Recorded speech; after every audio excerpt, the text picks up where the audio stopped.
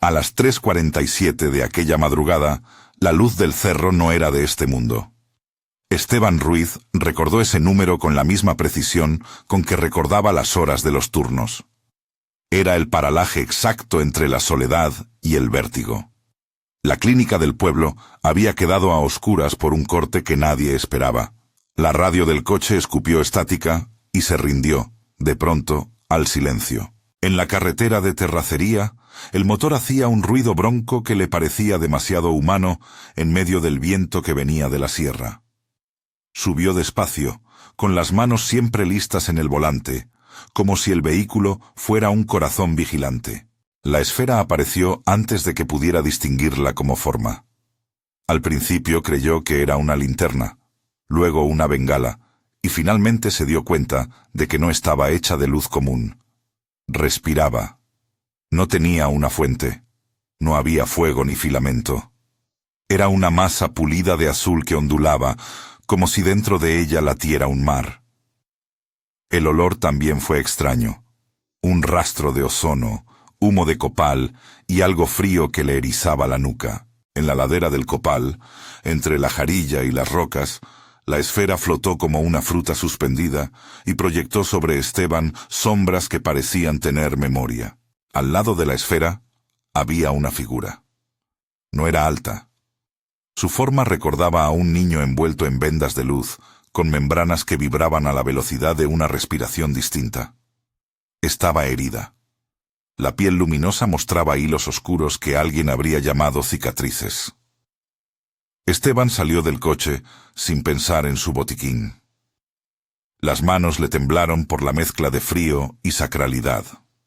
El ser no habló con voz. Lo que vino fue una presencia que se posó en la superficie de su conciencia.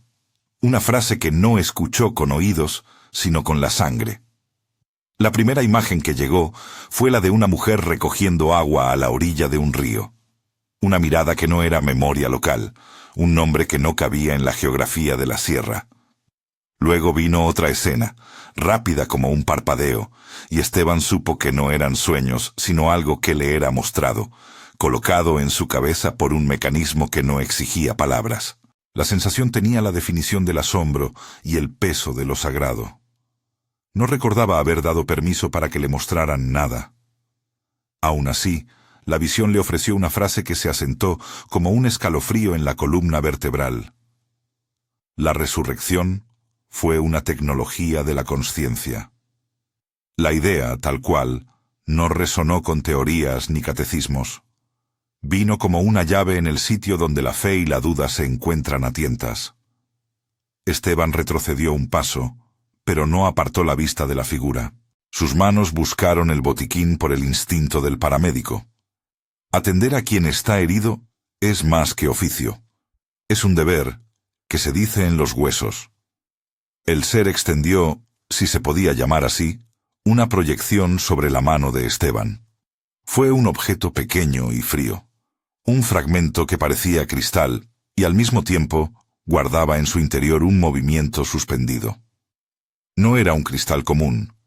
Al acercarlo a la luz del azul parecía albergar dentro microescenas, como si fueran fotografías en loop. Cuando Esteban posó la yema del dedo sobre la superficie, le atravesó una imagen en la que una mujer tocaba la cara de un hombre ya sin vida, y por un instante el hombre respiraba. El gesto fue simultáneamente médico y ritual. La escena dejó tras de sí un sonido imaginario. Una nota pura que nadie en el pueblo hubiera escuchado jamás. El ser no habló con palabras humanas hasta el final, cuando con una urgencia que parecía plegar el aire, pronunció una frase que Esteban sintió como una orden envuelta en misericordia. He venido a advertirles. Se quedó ahí, en la ladera, con el cristal ardiendo en los dedos y la esfera ya desvanecida, como si la montaña hubiera respirado y recuperado su calma. Volvió a su coche como quien sale de una iglesia antigua después de una epifanía, con el corazón golpeando en latidos que sabían a misa y a emergencia. El fragmento lo guardó en el bolsillo de la camisa, pegado al pecho, porque lo que tenía entre manos se le parecía a algo vivo que necesitaba calor. Regresó al pueblo cuando el cielo empezaba a aclarar, mucho antes de que la gente se asomara a los patios. En la clínica, la noche y su corte habían dejado camas desocupadas y el olor a cloro de siempre. Lupita, la enfermera, dormía en una silla con la cabeza echada hacia atrás. Al verlo entrar con la cara pálida y el bolsillo como un bulto inusual, ella se levantó con la calma de quien conoce cada urgencia como parte de la rutina. Le tomó la mano, notó el frío del cristal y no preguntó nada de inmediato. Entre ellos había una complicidad que se tejía de turnos nocturnos y cafés pasados a media voz. «¿Qué tienes?», preguntó Lupita en voz baja, el tipo de pregunta que no juzga sino que recibe. Esteban fingió que era un corte de otra naturaleza. Dijo que había asistido a un accidente en la sierra, que encontró una figura y que le dejó algo. No explicó la esfera, ni la visión, ni la advertencia que lo hacía boquear en el silencio. Pero la cosa en su pecho no dejó de pulsar. Cuando abrió el botiquín para revisar el material con el que curar heridos, la mano del cristal rozó su piel, y por un instante, la sala entera pareció llenarse de una luz tenue que ninguno de los dos podía atribuir a las lámparas. La primera curación fue accidental. Un hombre viejo, rutilo, llegó afiebrado con un hueco de emoción en la voz. Su nieto había caído y tenía una contusión fuerte en la cabeza. Esteban lo atendió.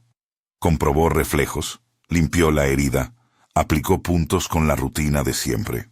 Pero cuando el niño estuvo en la camilla y los padres se agolparon en la puerta con ojos que pedían milagro, algo dentro de Esteban pareció activarse. Apoyó las manos por encima de la frente del niño, sin tocar la lesión, y sintió un calor que no era suyo recorrerle las palmas. No hubo luz visible. No hubo palabra ceremoniosa. Hubo una calma tan profunda que el llanto se apagó solo. Al despertar, el chico abrió los ojos y dijo el nombre de su madre como quien acaba de regresar de un viaje. El rumor se expandió en círculos y en urrueltas. Doña Petra lo vio primero en la tienda, con su bolsita de tortillas sobre el hombro. Dijo que había visto el gesto de Esteban y que el niño había dejado de vomitar. Don Genaro, el vigilante del monte, trajo otra versión. Había oído que una mujer con dolor crónico de rodilla había subido la cuesta al día siguiente sin apoyarse en su bastón. Las noticias en el pueblo viajan en cadena y se multiplican a la velocidad con que la gente encuentra sentido en lo que no entiende. En menos de una semana, el botiquín del paramédico se convirtió en altar. Al principio, Esteban disfrutó de la atención con la torpeza de quien no sabe si merece la palabra milagro. Las curaciones no fueron uniformes. Algunos cambiaron de forma abrupta. Otros se estancaron. Nada que pudiera sostener una teoría científica. Aún así, la gente acudía a la clínica, al patio de la casa de Esteban, a la puerta de la parroquia. El rumor se mezcló con la devoción y la sospecha. Padre Anselmo vio la transformación con ojos distintos. Era un hombre de sotana sencilla y mirada cansada, que había llegado al pueblo con la idea de servir a la comunidad, y que ahora tenía que lidiar con un fenómeno que no entraba en los formularios del obispo. Su fe no era ingeniosa ni brutal. Era un tejido de rituales y preceptos que le habían enseñado que la providencia opera, pero no sin reglas. Llamó a Esteban a la sacristía con la educación de quien necesita explicaciones para calmar la incertidumbre de una grey inquieta. «Me hablan de sanaciones», dijo el padre, poniendo las manos en la mesa de madera, como si quisiera apoyar en ellas la realidad. «Me hablan de curaciones que parecen fuera de lo común. ¿Qué nos traes, hijo?». Esteban explicó con menos de la verdad y más de lo que la ética del silencio le permitía. Contó sobre la esfera, pero no habló de la frase que lo había hecho temblar. Habló de un fragmento que había resultado en calma y en alivio, y que no sabía cómo entender. Padre Anselmo lo oyó sin interrumpir, y dejó que el eco de la palabra tecnología diera vueltas en su pensamiento como una piedra en un pozo. La tarde en que un grafiti apareció en la pared de la iglesia, una cruz partida, y la palabra peligro escrita con pintura negra, el rumor había alcanzado otro cuerpo, el del temor estructurado. La pintada fue pequeña, pero la violencia simbólica hizo que la gente se congregara no solo por curiosidad, sino por miedo. Las miradas hacia Esteban comenzaron a dividirse. Algunos lo veían como un elegido, otros como un posible hereje que perturbaba el orden. La tensión que se desató con el padre fue más humana que épica. Padre Anselmo no acusó a Esteban de brujería, porque su formación le impedía ser acrítico sin pruebas. En cambio, lo invitó a ser prudente. Le habló de la comunidad, de la fragilidad de la fe popular, de cómo una noticia puede incendiar la esperanza para luego dejar a la gente más herida que antes. Le pidió que dejara las cosas en manos de la Iglesia si eso podía calmar los ánimos. Esteban, que había visto en la ladera la tienda viva de la esfera y había sentido la advertencia como un hierro frío en el pecho, pensó en el cristal pegado a su camisa con la persistencia de un latido. No podía devolverlo. No sabía a quién confiarlo. Aquella noche, mientras las campanas hacían su ronda como si el pueblo quisiera recuperar la normalidad a golpe de badajo, Esteban tuvo una nueva visión. Fue breve, limpia y devastadora. Vio a una mujer del pelo oscuro, a quien el fragmento llamó Miriam, tocar la mano inmóvil de un hombre tendido en la arena. La visión no ofrecía dogma, ofrecía técnica. La mano de Miriam se elevó, y por un instante que Esteban sintió en la médula, las partículas de sombra alrededor del cuerpo comenzaron a reorganizarse. No era el fuego de un milagro sin causa, parecía una reconfiguración, una sintonía. La escena luego se desenfocó y apareció una frase, no en palabras, sino en un sentido que atravesó la comprensión de Esteban. Aquello había sido algo aprendido, una práctica heredada, y había sido deliberadamente escondida. La advertencia del ser en la sierra cobró entonces un matiz que hiela. Si lo que Esteban sostenía en el bolsillo era memoria, esa memoria podía ser recuperada por otros, buenos o malos.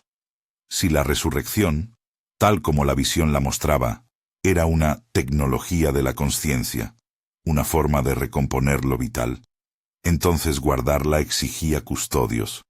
Y los custodios no siempre eran benignos. Los primeros en aparecer no fueron los agentes vestidos de negro que Esteban había imaginado en pesadillas, sino hombres con correos oficiales y dudas administrativas. Funcionarios de salud llegaron preguntando por protocolos, por registros de procedimientos no autorizados.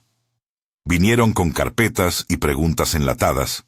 La institucionalidad tocó la puerta como lo hace siempre, con la imposición del papel. Los hombres de negro llegaron después, en la sombra, con silencios contundentes y miradas que no se detenían en el pueblo, sino que parecían medir la distancia hasta la desaparición de la luz. No gritaban, no pegaban, pero sus figuras en la plaza por la tarde eran como una advertencia, la misma fórmula con que Jesús hablaba de quienes custodian secretos en parábolas. Hubo noches en las que Esteban dormitó en la ambulancia, con el cristal bajo la axila y el bote del botiquín como almohada. Soñaba con voces que no le pertenecían. En uno de esos sueños se le apareció una inscripción en lengua que no reconocía, en la que, sin embargo, el sentido era claro. Lleva esto al cenote antes del equinoccio. La palabra cenote le vino cargada de humedad y de la esperanza tibia de algo que es a la vez lugar y memoria. No supo de inmediato por qué el fragmento lo solicitaba a él, pero la necesidad de llevarlo lejos se le impuso como un mandato que no admitía el silencio. El pueblo lo miraba de formas distintas, con gratitud, con sospecha, con juramentos silenciosos. Doña Chencha le llevó tortillas envueltas en una servilleta como para atemperar el peso de la responsabilidad. Don Genaro, que había sido testigo de la esfera desde lejos la noche del encuentro, lo visitó y le habló con esa voz que parece hecha para que el monte entienda. No es casual, dijo don Genaro. Cuando la sierra se abre, no es para uno solo. Tú no vas a poder sostener esto solo, Esteban. Hay más por ahí. No trates de guardarlo todo en la espalda. Esa frase, la certeza de que no estaba solo, fue la primera pista que lo empujó a buscar. El fragmento le había mostrado, en imágenes cortas, otros rostros. Una mujer con rasgos zapotecas que sonreía desde una cooperativa, un ingeniero que vivía en Monterrey trabajando con piezas de metal y sueño, una niña tzeltal con manos de artista que tejía redes, un pescador de Veracruz con la piel curtida por el salitre, un médico jubilado que no había dejado de leer, y una monja exclaustrada, cuyo nombre había sido murmurado por un archivo de archivos. Los rostros venían como flashes del fragmento mismo, como si él fuera una brújula que había empezado a vibrar. Antes de salir en busca de ellos, sin embargo, la presión se volvió física. Una noche, agentes que no se identificaron intentaron entrar en la clínica. Llamaron por teléfono a padre Anselmo para pedirle que moderara las arengas en misa. Amagos de violencia comenzaron a circular en la forma de advertencias anónimas y de cámaras que no pertenecían a ningún vecino. La comunidad, que se había unido en torno al misterio, empezó a escindirse en miradas tensas. Algunas familias dijeron que era mejor no saber, otras que había que ir a donde fuera para proteger aquello que podría sanar. Esteban hizo lo que mejor sabía hacer: planificar, con el mismo cuidado con que prepara un traslado de herido. Habló con Lupita, quien puso su pragmatismo a disposición. Empacar lo esencial, avisar solo a quien fuera de confianza y partir de noche. Él tampoco quería convertirse en un mito ni en un peligro para su gente, pero el fragmento lo llamaba con la insistencia de quien no tolera la espera. Antes de marcharse, volvió una última vez a la ladera del Copal. El monte había vuelto a su serenidad habitual. Los coyotes aullaban a intervalos como si marcaran la cadencia del mundo. Esteban dejó una ofrenda pequeña, un poco de copal y una cajita con monedas debajo de una piedra. No era un acto religioso solo, era la manera de decir gracias a la noche que lo había mostrado. El cristal, sin embargo, no quería quedarse quieto. Proyectó entonces una escena más larga, más clara y más dolorosa que las anteriores. En ella, Esteban vio a Miriam de pie junto a la tumba vacía. La visión estaba menos interesada en doctrinas que en técnica, en las manos, en el empuje suave sobre una materia que ya no respondía como antes. La piedra rodó, el cuerpo se alzó, y alguien, en la visión, tomó notas. No eran notas humanas. Eran trazos de un conocimiento que podía enseñarse, aprenderse, ocultarse. Al salir del monte, la noche se abrió como un pliegue y la carretera de terracería lo llevó hasta la luz amarillenta de la estación. Subió al autobús con el fragmento envuelto en una vieja camisa de algodón, pegado a su pecho, y el corazón como un tambor. Mientras el pueblo se quedaba atrás, sintió la extraña mezcla de alivio y abandono que deja la tierra cuando decides que tu deber está más allá de sus muros. No supo si quien velara por la memoria sería un bien o un peligro. Solo sabía que ya no podía regresar con las manos vacías. Al pasar un pueblo intermedio, vio, a través del vidrio empañado, dos figuras que parecían esperar en una esquina. Hombres de traje oscuro, sin prisa y sin miedo.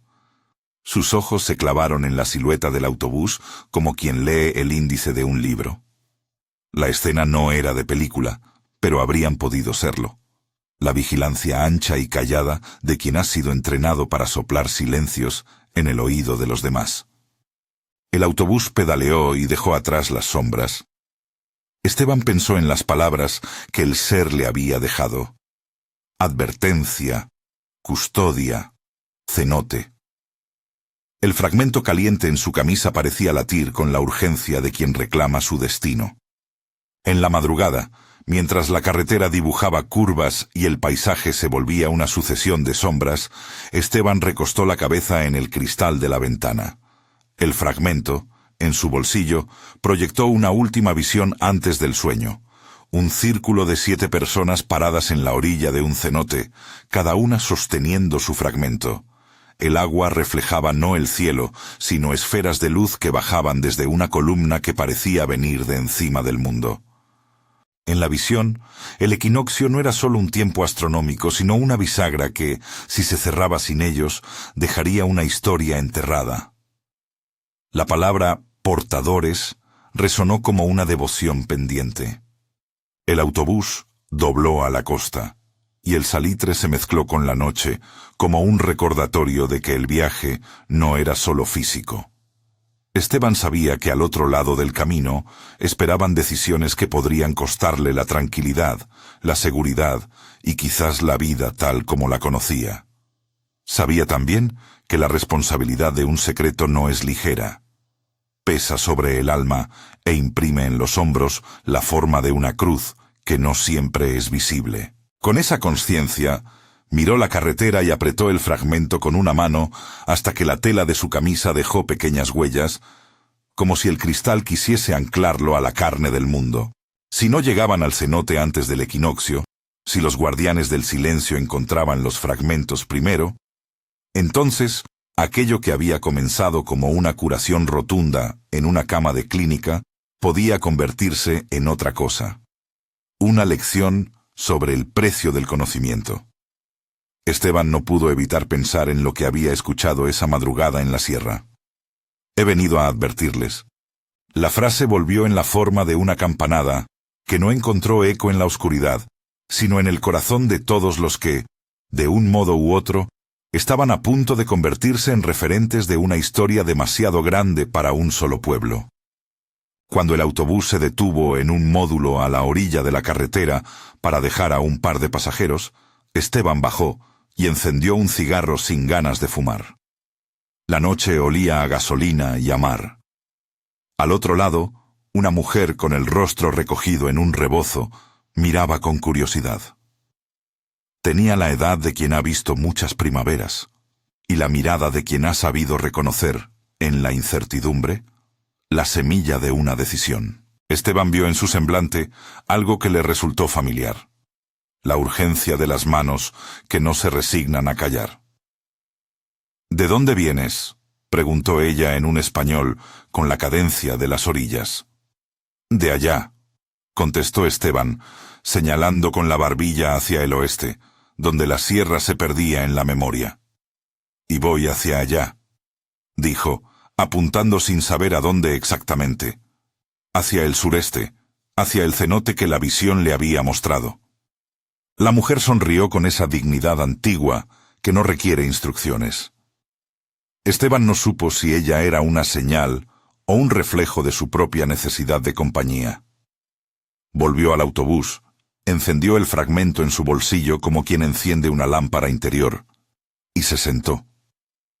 Afuera, 2 faros se acercaron en la carretera como ojos que atraviesan el silencio. No sabía si eran de un coche cualquiera o de algo que lo buscaba. Quedaba poco para que el cielo se tornara un mapa y el equinoccio marcara su pulso. Esteban sostuvo el cristal con la decisión temblorosa de quien toma en sus manos una promesa y una condena a la vez. No sabía si aquello que había aprendido era salvación o peligro. Tampoco sabía si la comunidad, la iglesia, el mundo, estaban preparados para conocer un secreto que entretejía la fe con una técnica que parecía quebrar certezas.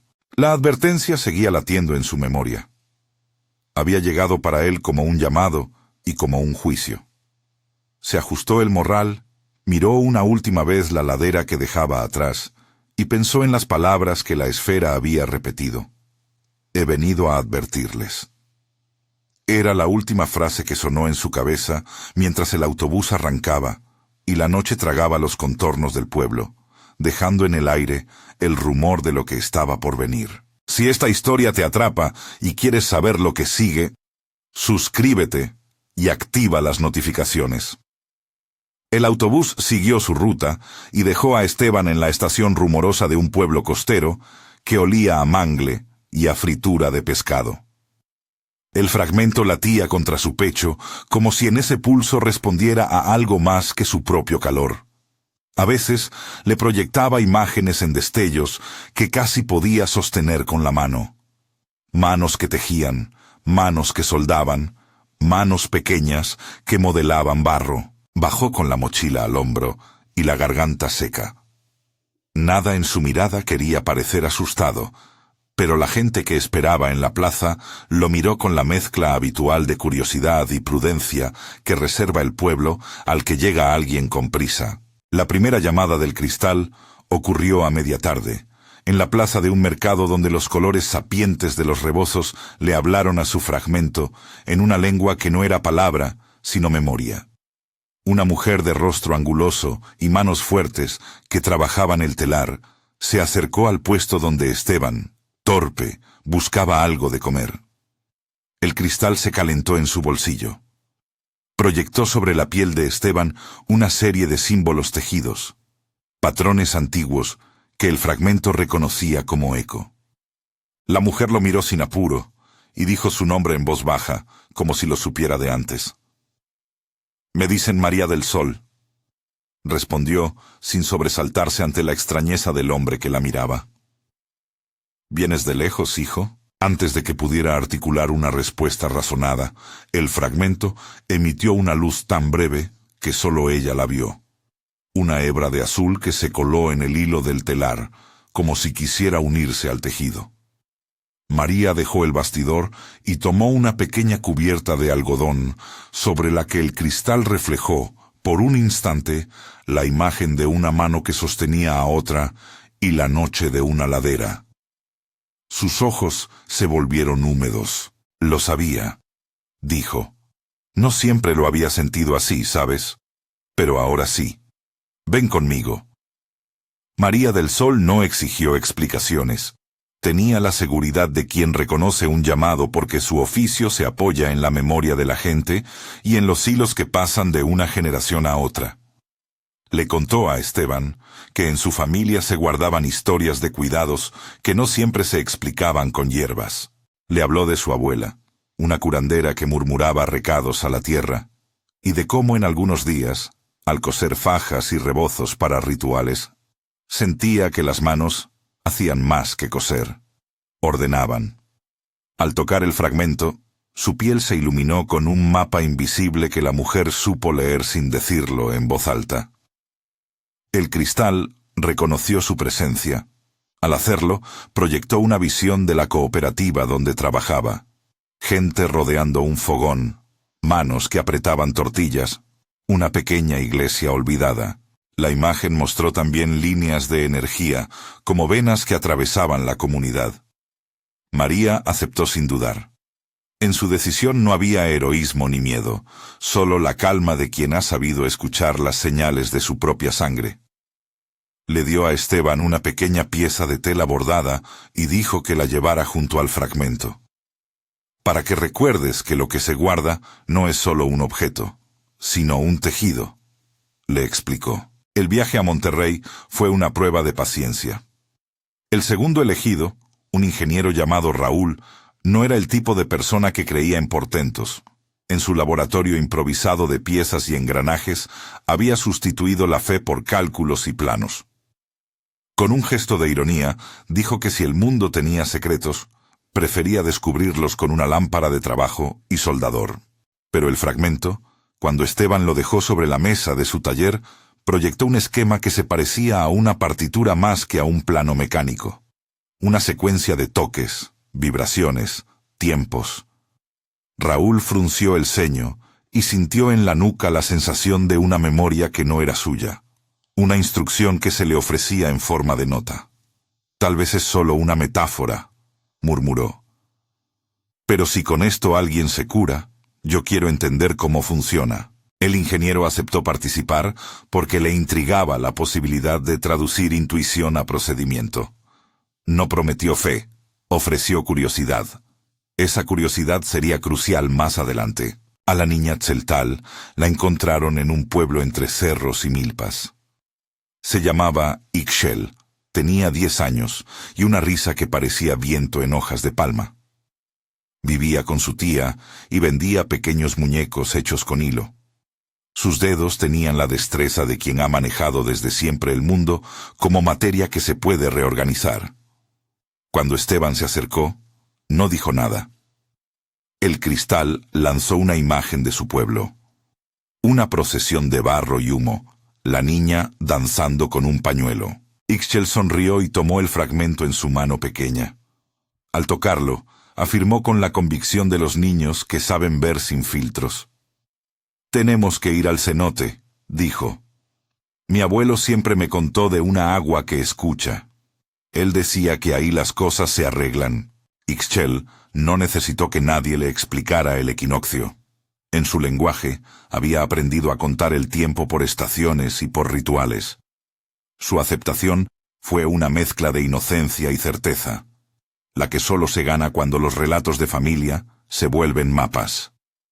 El pescador veracruzano, Mateo, apareció como la mar, con la calma de quien conoce la paciencia de las mareas.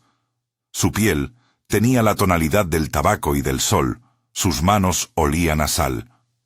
Mateo había curado a un muchacho de su cuadrilla gracias a las manos de Esteban semanas atrás.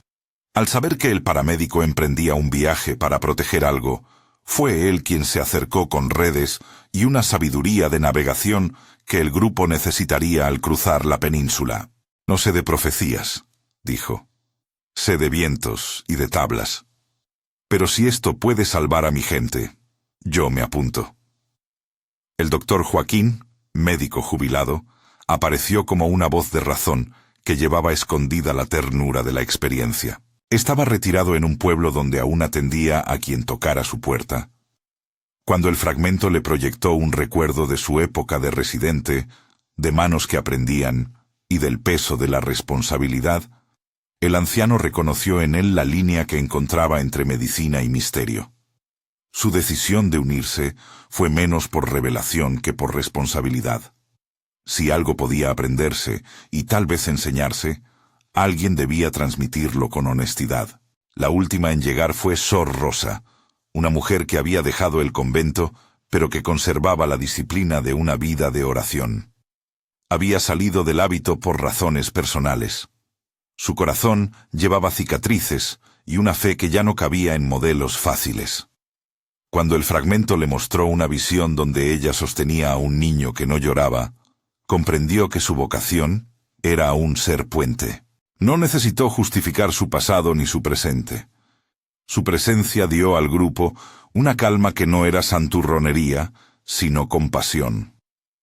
En cada encuentro hubo un pequeño intento de interceptación.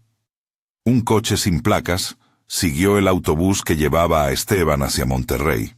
Un par de hombres intentaron preguntar datos en la estación de Chiapas con un tono que no pedía respuestas, sino aprobación. En un ferry rumbo a la península, un hombre de voz baja observó de cerca a los pasajeros hasta que el viejo doctor Joaquín le preguntó por qué se interesaba tanto en la mochila de aquel paramédico. El hombre apenas respondió. Su mirada, sin embargo, era la constante advertencia. No hablan, pero observan. En Oaxaca, a la salida de un mercado, dos figuras de traje oscuro se quedaron mirando la camioneta donde viajaban María y Esteban. Mientras pasaban por calles empedradas, dejaron sobre una banca un folleto anónimo con fórmulas legales y números de teléfono. Iban por el fragmento o por los que lo sostenían. No estaban en una urgencia que gritaba, sino en la paciencia de quien espera al momento en que el mundo se descuida. A medida que los 7 se reunían y sus historias se cruzaban, una cosa empezó a quedar clara. Cada uno llevaba la marca de su territorio y, sin embargo, el fragmento los reconocía a todos con la misma intensidad. Cuando se juntaron por primera vez en un rancho que María del Sol conocía en la sierra, el fragmento reaccionó de forma que no era simplemente luminosa, sino musical. Emitió una secuencia de notas que cada uno, sin saber por qué, tarareó casi al mismo tiempo. Fue la primera vez que sintieron que aquello que sostenían no era solo un objeto, sino un código que respondía a la comunión. Los días antes de partir hacia Yucatán transcurrieron entre planes y temor. Padre Anselmo reapareció en un momento en que la tensión parecía un animal que se olfateaba. No había venido a juzgar. Había llegado con las manos llenas de pan y con una mirada que había cambiado en la distancia desde la primera conversación. En la parroquia, con el retablo detrás como testigo, habló con Esteban de responsabilidad y de compasión. No dijo palabras sobre doctrinas, solo recordó la fragilidad de quienes esperan respuestas. Se acercó a los 7 y los miró con una pena que no usaba palabras. «Si esto es un don», dijo con la voz cansada, «que sea para aliviar y no para alimentar vanidades. Y si es peligro, que la comunidad sepa que hubo manos que intentaron protegerla». Sus palabras no sanaron ni resolvieron. Sin embargo, ofrecieron una tregua moral que el grupo necesitaba. Padre Anselmo no prometió dar aval eclesiástico.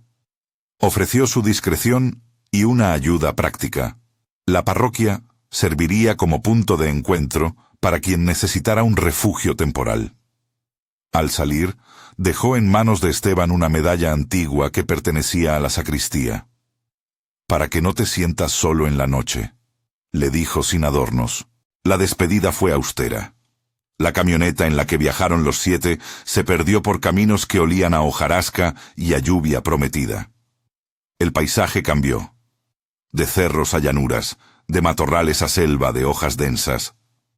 Cada noche, al acampar, Esteban sacaba el fragmento y lo colocaba cerca de la hoguera. El cristal respondía con reflejos como si en su interior esperara la orientación de otros fragmentos. En ocasiones, proyectaba fragmentos de memoria que no correspondían a nadie allí presente. Una plaza de Jerusalén con polvo en la piedra, manos que extienden pan. Una mujer de cabello oscuro que se inclina. El fragmento entregó, en la intimidad de uno de esos momentos, una visión más larga y explícita. Mostró a Miriam de Magdala tocando a un hombre que no respiraba. Mostró la delicadeza de sus dedos, el ajuste casi quirúrgico de su toque. Mostró también a personas que observaban y tomaban notas en tablas, cartas o primitivos registros. En la visión, la acción no tenía la grandilocuencia de una intervención divina fuera de la historia. Era más parecida a una técnica que se aprendía, una práctica que requería conocimiento y comunidad. Y entonces la visión se afirmó en otra imagen. Representantes que decidieron ocultar esa práctica, no por maldad pura, sino por el miedo a que el poder que permitía recomponer la vida pudiera volverse arma. Fueron custodios los que decidieron guardar el secreto, y su decisión fue envuelta por la protección. Las palabras que el fragmento dejó resonaron con dureza. La resurrección se había practicado alguna vez como una forma de reconectar la materia con una intención. No era un truco, la visión insistía, ni una farsa. Era memoria técnica, mezcla de presencia, toque y ordenamiento, que en manos de quien lo entendiera, podía reacomodar lo que estaba deshecho. Y junto a esa revelación, llegó la advertencia. Preservar la memoria sería siempre peligroso, porque donde hay conocimiento profundo, aparece la tentación del control. Antes de entrar en la península, los 7 recibieron otra prueba de vigilancia. Un hombre en una gasolinera que les preguntó por un nombre que no existía y que les ofreció una sonrisa demasiado amplia. De noche, cerca de Campeche, unos faros cruzaron la selva como ojos. Forjaron señales de paso, humo en momentos clave, mensajes cifrados en el patrón de los árboles que solo María del Sol supo leer por intuición y tradición. Llegaron a Yucatán con la sensación de que una red más grande de ojos y oídos trabajaba sin hacerse visible. Había fuerzas que preferían que el secreto permaneciera enterrado. La entrada al cenote fue una escena que nadie podía haber descrito de manera práctica. El lugar donde habían quedado de reunirse no era un sitio de turistas, sino un pozo antiguo, rodeado de raíces y piedras con musgo, con el aire cargado de insectos que danzaban en la luz. Un sendero tallado por pies antiguos descendía hacia la boca del agua. El cenote olía a agua dulce, a hojas húmedas y a tiempo acumulado. Por un instante, el mundo se redujo a la humedad y al silencio que se reproduce cuando la gente se encuentra con una cosa que no espera nombrar. Cada uno colocó su fragmento sobre la piedra húmeda, formando un círculo que no era perfecto, pero tenía intención. El reflejo en el agua dejó ver, no el cielo, sino puntos de luz que descendían, exactamente como lo había mostrado la visión del fragmento en la madrugada del bus. Esferas que flotaban en la oscuridad, no provenientes de la atmósfera visible, sino de alguna otra capa del mundo. El equinoccio se acercaba. La luna compartía el cielo con una claridad que parecía un juramento. Activar los fragmentos no fue una ceremonia definida por palabras. Fue un acto de sincronía. María del Sol tarareó una canción que su abuela le había enseñado. Ixchel cubrió el círculo con un tejido mientras cantaba en tzeltal. Raúl marcó un pulso con un pequeño destornillador que golpeó un tubo en el tiempo exacto que el fragmento respondía con chispazos. Mateo añadió al ritmo el sonido de una red golpeando la madera. El doctor, Joaquín, murmuró una cadencia respiratoria. Sor Rosa sostuvo una oración sin formulario, una petición que no nombraba dogmas. Esteban concentró su mirada en el fragmento y permitió que las imágenes volvieran. Miriam, la mano, la reorganización. La activación fue un crescendo. Primero fue una vibración que recorrió el anillo de piedras. Luego, una columna de luz se levantó desde el cenote. Una grieta de claridad que parecía abrir el cielo en una costura invisible. Las esferas ya no eran una proyección distante. Descendían y se detenían sobre el agua, suspendidas como lámparas. La luz no cegó, envolvió y dejó ver. En esa luz, el agua del cenote dejó de ser solo agua y se volvió superficie que transparentaba capas de memoria. Esteban vio algo que lo dejó sin voz. El cristal de su mano proyectó una visión amplia y prolongada donde la reconfiguración de un cuerpo tenía la precisión de una sinfonía. No era taumaturgia sin sentido, era orden. Miriam tocaba, y alrededor figura un conjunto de gestos metódicos. Respiraciones acordadas, manos que se posicionan con exactitud sobre puntos que correspondían a ritmos internos. La visión mostró a observadores que ponían su atención en cómo las partículas parecían acoplarse. Mostró también la decisión de aquellos observadores de dejar el conocimiento a la sombra. El fragmento mostró un archivo escondido. Testimonios, advertencias, mapas de lugares donde esta práctica había sido guardada a lo largo de siglos. Mientras la visión ocurría, una voz sellada se escuchó desde el cristal. No era un idioma humano reconocible, pero en la sonoridad de aquella emisión hubo una frase que se tradujo en el corazón de todos los presentes como si se dijera en su lengua: ahora son portadores. No fue un mandato que aplastara la voluntad, fue una consagración. Un nombramiento que implicaba custodia, riesgo y la obligación de elegir el bien común. La luz no trajo paz automática. Entre las sombras del lugar, siluetas aparecieron. No eran atacantes a la manera de películas, sino agentes con la lentitud que acompaña a la autoridad sentada en la espera. Había hombres vestidos con sobriedad que sostenían tablets y parecían anotar trayectorias. Algunos apuntaron con equipos a la columna luminosa, como quien registra una anomalía. La tensión subió de golpe. Las esferas respondieron con un brillo que no hería, pero que definió un perímetro donde entrar sin permiso resultaba incómodo. Los hombres en la sombra intuyeron que aquello no era solo fenómeno físico, y retrocedieron con la lógica de quien sabe que hay islas donde no conviene poner el pie. En el cenote, la experiencia colectiva tuvo un costo emocional visible. Ixchel quedó pálida tras la visión y se sentó con las manos temblando. María lloró en silencio por la abuela que no volvería a oír la canción. Raúl mostró lágrimas que no se explicaban con la técnica que buscaba. El doctor Joaquín exhaló como quien escribe un testamento. Para Esteban, la sensación fue de una responsabilidad que pesaba y al mismo tiempo liberaba. Había visto la técnica, había comprendido su carácter y su peligro. Y la frase, ahora son portadores, retumbó como un juramento que no se podía deshacer. La activación tuvo además una manifestación física. Cada uno de los 7 recibió, en la palma de la mano, una pequeña marca luminosa, un mote que parecía flotar bajo la piel sin causar dolor. El mismo mote se hacía más tenue o más fuerte según la proximidad a su fragmento. No era una marca visible para todos, solo para quien fuera parte del círculo y para aquellos a los que el fragmento decidiera mostrarse. El símbolo, sin ser conocido, parecía vincularlos en una comunidad que iba más allá de la geografía. Al regresar, la columna de luz ascendió unos instantes, y luego se disolvió en unidades esféricas que se elevaron y se esparcieron en el cielo como semillas.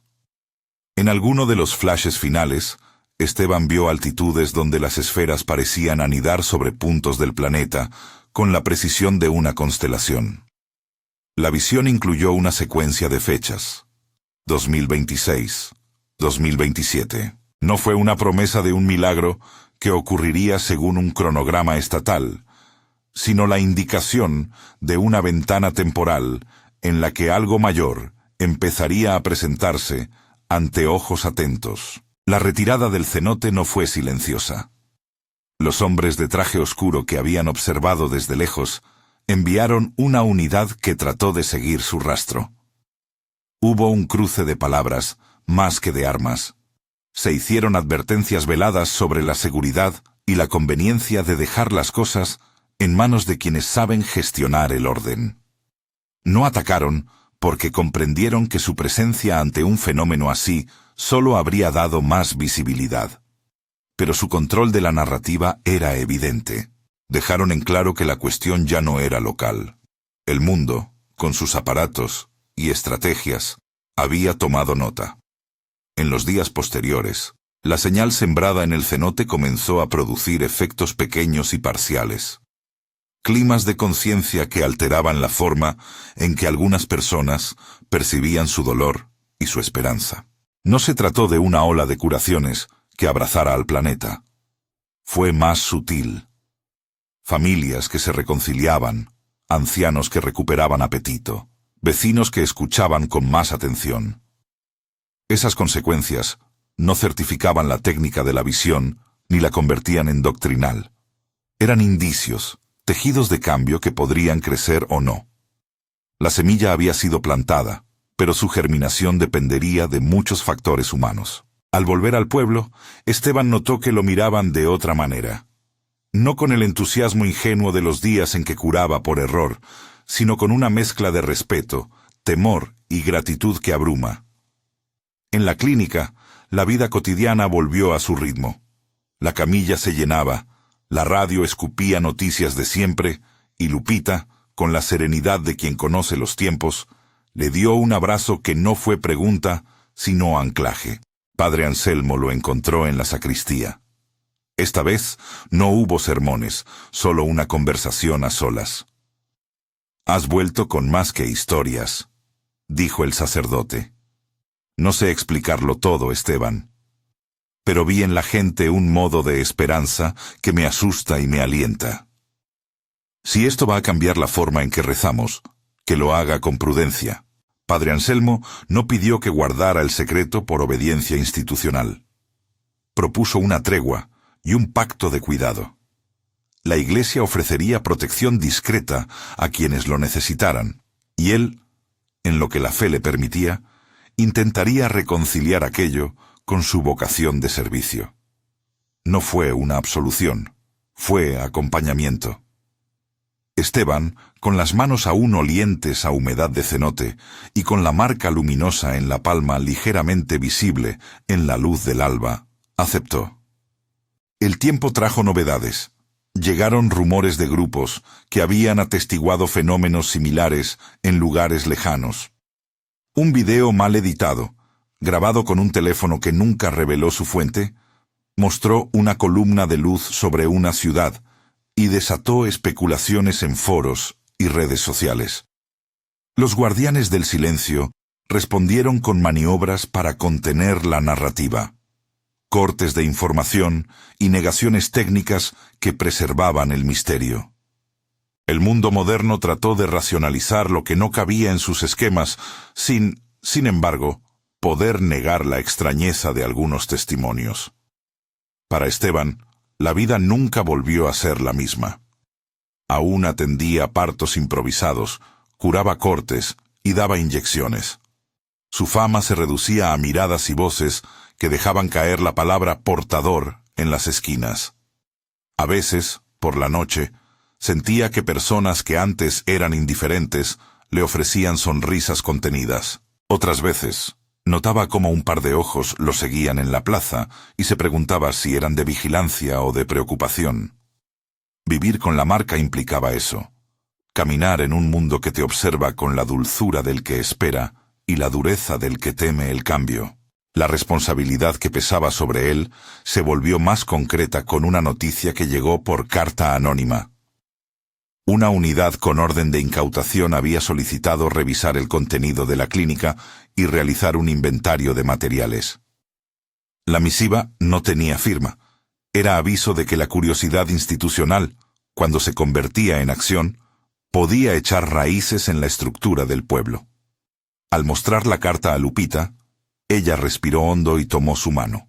«No podemos esconder la cabeza en la arena», dijo. «Pero tampoco podemos convertir esto en espectáculo. Hay que cuidar a la gente». Decidieron entonces cuidar la discreción. El fragmento permaneció bajo un cajón con doble fondo en la clínica. El cristal se volvió algo más un símbolo que un objeto exhibido. A quienes llegaban con esperanza de curación, los 7 elaboraron un protocolo: acogida, valoración, acompañamiento y, en los casos en que el fragmento parecía responder, una restricción prudente para no convertir el alivio en espectáculo. La ética que nació entre ellos fue, quizás, lo más valioso: la convicción de que la protección del conocimiento implicaba, ante todo, protección de las personas. Hubo renuncias pequeñas y pérdidas inevitables. Algunos en el pueblo, temiendo las implicaciones, se alejaron por miedo a represalias. Otros, con fe de barro y pasión, se acercaron con la confianza de quien cree en signos. Padre Anselmo oficiaba misas con una voz aún más suave. No dijo en el altar lo que había ocurrido, pero ofreció en confesión la bienvenida a quien llevara dudas. La comunidad quedó fracturada en matices, no en ruptura violenta. El cuidado sembró nuevas formas de solidaridad. El costado más doloroso llegó unas semanas después, cuando un grupo de periodistas profanos intentó filmar en la puerta de la clínica. No con preguntas, sino con cámaras hambrientas. Fue entonces cuando los 7 tuvieron que decidir: dejar que la historia se expandiera sin control o proteger el fragmento y a quienes lo rodeaban. Eligieron la discreción. Había precio. La historia se volvió más difícil de narrar, y al mismo tiempo, su ausencia en la conversación pública permitió que la semilla creciera sin aplastar a quienes la sostenían. A pesar de la prudencia, el eco del cenote no desapareció. En pequeñas comunidades, en redes cerradas, en círculos de religiosos, en la curiosidad de científicos y en la vigilancia de agencias discretas, la noticia crecía como rumor que el mundo moderno no podía abordar. La señal que había bajado en la península se registró en estaciones de observación con picos de lectura que los especialistas no supieron explicar del todo. Los números 2026, 2027 aparecieron en notas privadas y en la sugestión de quienes miraban el calendario y contaban posibilidades. No era una fecha para la salvación masiva ni un horóscopo. Era un marco temporal en que ciertos procesos podrían acelerar. En lo personal, Esteban aprendió a convivir con una doble lógica: la de curar lo inmediato y la de proteger una memoria que podría reacomodar el tejido de la historia. Tuvo noches de insomnio, de preguntas y arrepentimientos. Se preguntó si había actuado con soberbia, si la revelación no lo había convertido en instrumento de una verdad demasiado grande para su humildad. Y tuvo también noches en que escuchaba la risa de Ixchel en su recuerdo y entendía que el peso lo llevaba la comunidad, que la carga era compartida. Con el tiempo, la práctica de los 7 fue rebajando la intensidad de lo espectacular a la disciplina del cuidado. No enseñaron la técnica como manual, la preservaron en pequeñas prácticas de atención. Cómo balancear la respiración de un cuerpo, cómo colocar la mano en un sitio sin invadir, cómo acompañar una salida lenta a la vida. Para algunos, aquello bastó.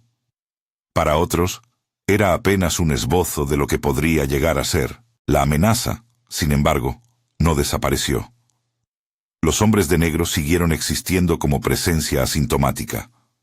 Nuevas unidades intentaron comprar silencio, ofrecieron dinero disfrazado de subvención, presentaron proyectos de investigación que pedían acceso a muestras sin saber que la substancia que buscaban no era física en el sentido simplista.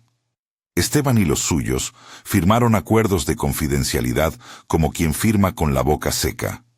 No se fiaron, pero negociaron tiempo. Hubo una escena que lo marcó particularmente. Un niño del pueblo que tiempo atrás había sido tocado por Esteban y había recuperado la voz, llegó una tarde a la clínica con un dibujo. En él, el niño había pintado un cenote con luces y 7 figuras alrededor, pero en el centro había una pequeña mariposa. Esteban miró el dibujo y comprendió que la semilla no sería un arma, sino una esperanza, si quienes la llevaran no la convirtieran en poder absoluto. El niño, con la honestidad brutal de la infancia, le dijo: «Tú cuidas la luz, Esteban». Y esa frase fue más importante que cualquier acuerdo firmado con manos temblorosas. En el horizonte, la sensación de que algo mayor estaba en movimiento no se transformó en pánico. Hubo, en cambio, un reconocimiento extendido de que la historia que llevaban era una historia que cambiaría los marcos de la espera humana. ¿Quién sabe qué costaría conocer y quién asumiría el precio? La frase que más le resonaba a Esteban, dicha por la esfera en la primera madrugada, «He venido a advertirles», no se volvió un boletín de miedo, sino una invitación a la prudencia. Cierta mañana, mientras la luz del alba se filtraba por la cortina de la clínica y el ruido de la plaza se deslizaba como un acorde, Esteban salió a la calle y vio a Padre Anselmo de pie junto a la iglesia, encendiendo una vela. El sacerdote le entregó una carta pequeña, escrita con la letra que a Esteban le sonó más humana que teológica. En ella, el párroco admitía su propio temor y su propia búsqueda. Había orado en la noche por guía y, sin entenderlo del todo, había sentido que la custodia del fragmento era, en buena medida, la custodia de la humanidad. No prometía respuestas, ofrecía compañía. La historia no terminaba en una revelación universal ni en una conspiración desvelada. La columna de luz del cenote no había abierto un portal de domingo, había sembrado una posibilidad. ¿Qué haría la gente con esa posibilidad? Esa pregunta fue la que, más que las luces, definió el camino a seguir. El mundo es lento en absorber lo insoportable, y a veces la semilla necesita generaciones. Esteban volvió a su rutina con la conciencia más clara. No sería el salvador ni el poseedor de certezas. Sería en lo cotidiano aquel que abre la puerta, que ofrece la sábana y la palabra, que acompaña en la espera. Su destino era custodiar sin dogmatizar, proteger sin cerrar, avisar sin imponer. En las noches, el fragmento seguía proyectando imágenes. No siempre eran de gran escala. Muchas eran pequeños recuerdos de manos que se sostenían, de abuelos que se morían en paz. Esos recuerdos le recordaban que, pese a todo el ruido, la tarea más urgente era la de curar heridas pequeñas que hacen humanos a quienes creemos grandes. La advertencia no había sido un sermón sin tiempo. Había sido una llamada. El mundo, con su maquinaria de poder y silencio, miraría. Algunos se acercarían para ayudar, otros para controlar. Y en medio estaría la comunidad de los 7, caminos trazados por la fricción entre cuidado y persecución. Esteban decidió, en la quietud posterior, escribir cartas.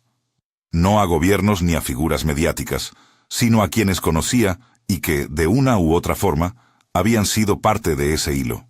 A María del Sol, a Raúl, a Ixchel, a Mateo, al doctor Joaquín, a Sor Rosa. Les escribió cartas sin retórica, con la tinta de quien sabe que las palabras pequeñas sostienen decisiones grandes. Les propuso reuniones periódicas, normas de conducta, maneras de proteger a quienes acudieran buscando alivio. No diseñó un movimiento. Ofreció una ética y un compañerismo. La respuesta fue variada. Algunos contestaron con entusiasmo, otros con cautela.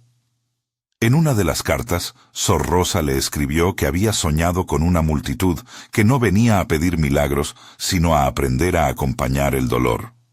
Raúl escribió una hoja con apuntes técnicos que no prometían soluciones, pero ofrecían protocolos de seguridad. María del Sol envió una pequeña pieza de tejido que, al acercarla al fragmento, produjo una luz tenue.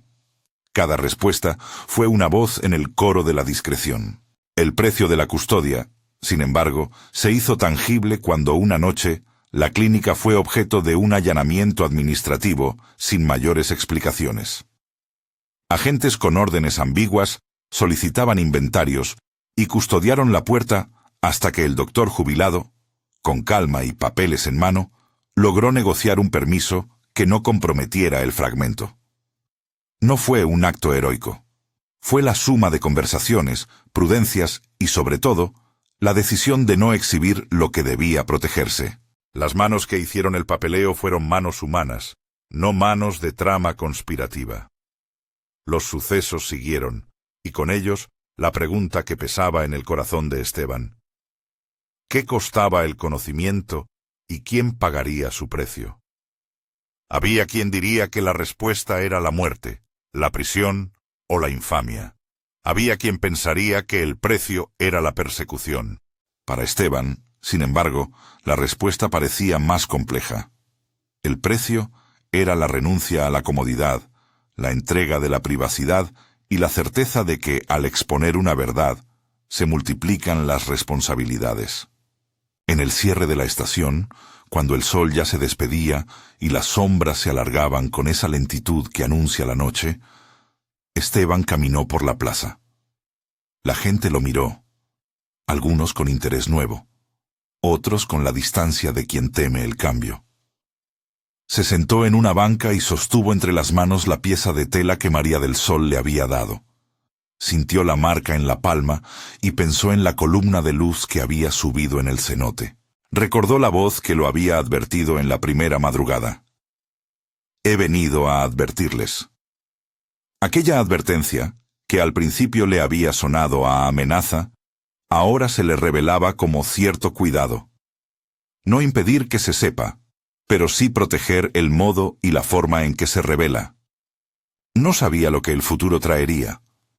Si la señal que habían activado provocaría cambios visibles en 2026 o 2027, o si sus efectos se medirían a largo plazo, en generaciones. No supo si los guardianes del silencio volverían con más fuerza o si aparecerían manos nuevas dispuestas a compartir. Lo único que pudo afirmar con claridad era que ya no era el mismo hombre que subió al Cerro del Copal a las 3:47. La vida cotidiana permanecía, la misión también. Se levantó, miró la silueta de la iglesia y se fue a su casa con la sensación de que su pueblo, su sangre y su obligación lo sujetaban con firmeza. El fragmento siguió en la clínica, resguardado. En su pecho, la marca luminosa continuó siendo un recordatorio de la elección que había hecho. Ser faro para algunos, posibilidad para otros, custodio para todos. Y así, con la mezcla de inquietud y esperanza que lo había acompañado desde la esfera, Esteban aceptó que el secreto sería, al menos por ahora, un camino a paso lento. Sembraría la señal, protegería la memoria y cuidaría a su gente. No sería el dueño del misterio, apenas un portador más entre los 7, con manos marcadas y mirada vigilante. Si esto te ha hecho pensar, ¿qué harías tú si supieras lo mismo? Comenta y comparte.